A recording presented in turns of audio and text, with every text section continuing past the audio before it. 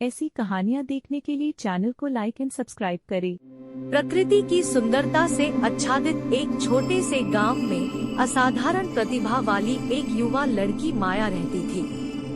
माया अंधी थी, लेकिन उसके पास ध्वनि, हवा और छूने की धीमी फुसफुसाहट के माध्यम से दुनिया को महसूस करने और अनुभव करने की क्षमता थे।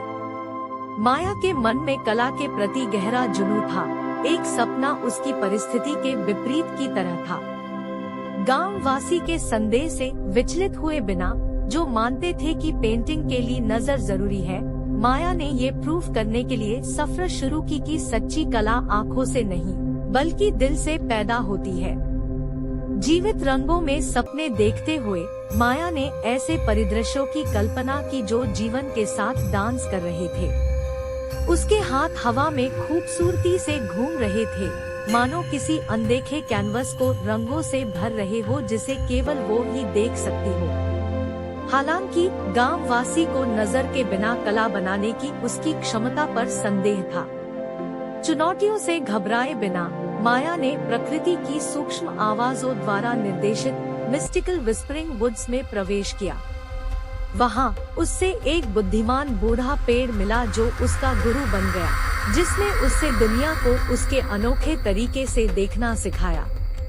अपने गांव लौटकर माया ने अपने सपनों को साकार कला में बदल दिया। बनावट, ध्वनि और भावनाओं का उपयोग करते हुए उसने एक जुनून के साथ पेंटिंग की जो सीमाओं के बाहर थी। जैसे ही माया ने गांव वासी के सामने अपनी उत्तम कार्य का प्रदर्शन किया, संदेह की जगह आश्चर्य और प्रशंसा ने ले ली। माया ने सबको संबोधित करते हुए कहा कि कला आंखों तक सीमित नहीं है, बल्कि दिल और आत्मा की अभिव्यक्ति है।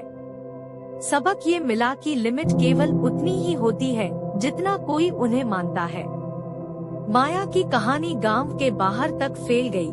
माया की विरासत जीवित रही और पीढ़ियों को याद दिलाती रही कि सच्ची कला और सफलता किसी भी सीमाओं से नहीं, भीतर से आती है। माया की पेंटिंग न केवल प्राकृतिक दुनिया की बाहरी सुंदरता को दर्शाती है, बल्कि उसमें प्रवाहित होने वाली छिपा हुआ धाराओं को भी दर्शाती है। गांव वासी को एहसास होता है कि माया की कला कैनवस तक ही सीमित नहीं है, ये एक भावना है जो सीधे आत्मा से बात करती है।